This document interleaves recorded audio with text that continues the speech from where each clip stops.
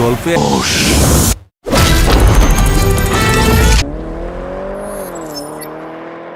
Hello guys, welcome to my new video. আপনাদের সাথে আমি আছি ওমর। থাম্বনেল এবং টাইটেল দেখে অলরেডি আপনারা জেনেই গেছেন আজকে কোন বিষয়টা নিয়ে কথা বলবো। তো কথা না বাড়িয়ে চলুন শুরু করা যাক। ও হ্যাঁ, ভিডিওটা লাস্ট পর্যন্ত দেখতে থাকেন ফর সাম আপডেট। তো কথা হচ্ছে, গুলিটা কে খায়, তুফান নাকি শান্ত? এই প্রশ্নটা আমার না, এই প্রশ্নটা সবার। অনেকেই বলতাছে ওইখানে মারা গেছে তুফান।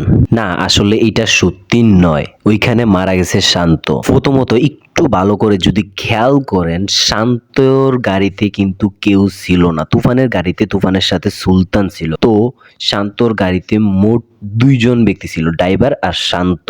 আর তুফানের গাড়িতে ছিল তিনজন, তুফান, সুলতান আর ড্রাইভার। তো এই দিক থেকে দেখলে এইটা শান্ত কনফার্ম। দ্বিতীয়ত, গুলি করার সময় জানি আসবে আমার দিন গানটা স্যাড ভার্সনে চালানো হয়েছে, যেটা আসলে শান্তর সিগনেচার গান। তৃতীয়ত, তুফান ক্যারেক্টারটা যত অমানবিক, সে কখনই গুলির সামনে দাঁড়িয়ে আকুতি মিনতি করবেন না। এখন প্রশ্ন হলো, ইন সিনে সে কে?